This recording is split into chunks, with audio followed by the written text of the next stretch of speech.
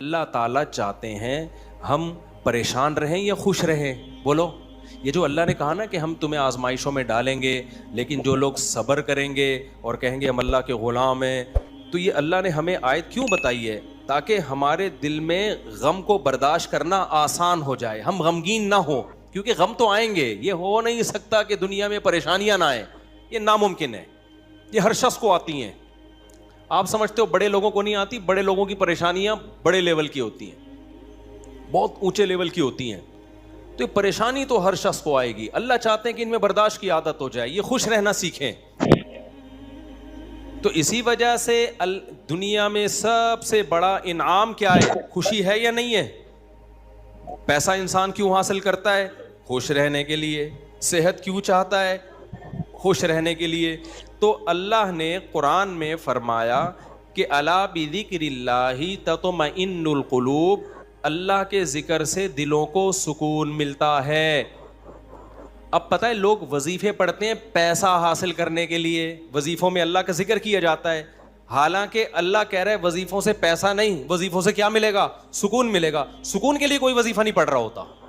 کمال کی بات ہے یا نہیں ہے؟ ابے بھائی صبح شام لوگ ہمارے پاس آتے ہیں، مفتی صاحب پیسے ہی نہیں ہیں، بے روزگاری ہے، بل اتنا آ گیا، دل چاہ رہا ہے وہ بل بکری کو کھلا دیں. ٹھیک ہے، تو آپ کوئی وظیفہ بتائیں، تنخواہ بڑھ جائے ہماری، پیسے بڑھ جائیں. تو میں بتا تو دیتا ہوں حسبی اللہ و نعم الوکیل یا رزاق، یہ پڑھ لینی چاہیے. لیکن قرآن جو وظیفے بتا رہا ہے پیسے بڑھانے کے لیے نہیں بلکہ سکون کے لیے. کیا مطلب؟ غربت میں سکون مل جائے گا. آپ کو پیسے مل کے بھی سکون نہ ملے، اس سے بہتر وہ غریب نہیں ہے جو پیسے نہ مل کے اس کو سکون مل رہا ہو. وہ زیادہ اچھا نہیں ہے کیا؟ وہ تو زیادہ اچھا ہے بھائی.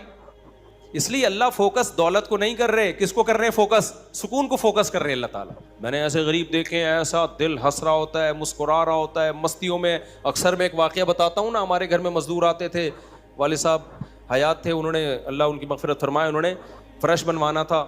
تو مزدور جو تھے نا صبح سے لگے ہوتے تھے اور گنگنا رہے ہوتے تھے.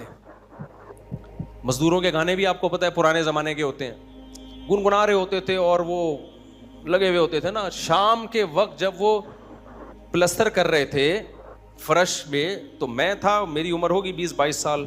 میں نے کہا یار اس فرش میں نا آپ جو ہمارے صحن کا فرش بنا رہے ہو، یہ تھوڑا سا چکنا فرش ہو، یعنی بالکل جیسے ہوتا ہے نا پلین، ایسا فرش ہو، ایسا بنانا. تو کہنے لگے اب مستی میں ہے نا، شاید لاہور کے ہوں گے،